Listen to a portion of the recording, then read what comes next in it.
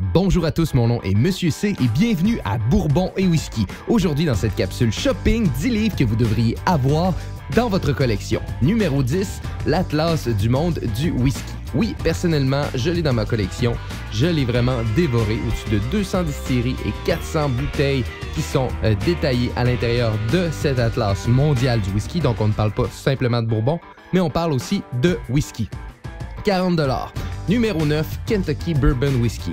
Vous êtes amateur d'histoire, vous voulez en savoir plus sur le drink en tant que tel, sur le whisky en tant que tel, sur cet alcool, commandez-le à 30 $, ça vaut vraiment la peine.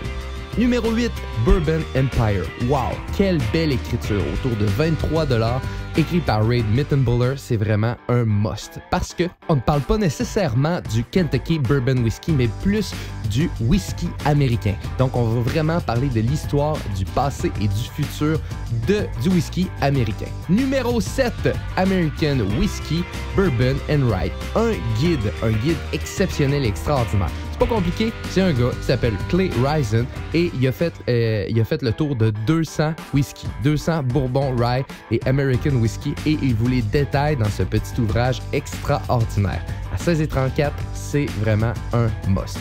Numéro 6, The Old Fashioned, The Story of the World's First Classic Cocktail, c'est-à-dire un livre sur le Old Fashioned. À 15 $, personnellement, pour ceux qui tripent sur ce drink-là, ça vaut vraiment la peine. Numéro 5, Drink More Whiskey. Oh que oui, le livre par excellence à avoir dans la toilette pour que tous vos amis en apprennent davantage sur le whisky. À 18,83 $, c'est bien écrit, c'est écrit gros, c'est super funny, c'est vraiment une façon d'apprendre à comprendre et à savoir qu'est-ce que le whisky de façon ludique et agréable. Numéro 4, Whisky The Manual.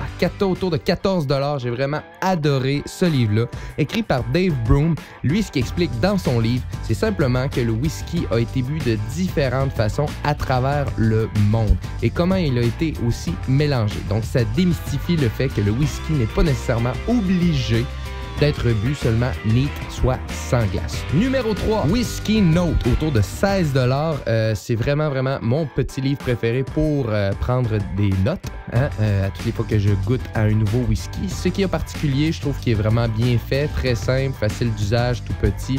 Il vient avec 3 choses, un gros poster qui montre toute la famille des whisky bourbon que vous pouvez encadrer. Sinon, il y a un petit logbook aussi si vous voulez faire votre propre whisky, mais personnellement, c'est vraiment pour le Tasting Book que j'ai vraiment adoré. Numéro 2, par Fred Minnick, Bourbon, The Rise, Fall and Rebirth of an American Whiskey, autour de 22 $ le livre.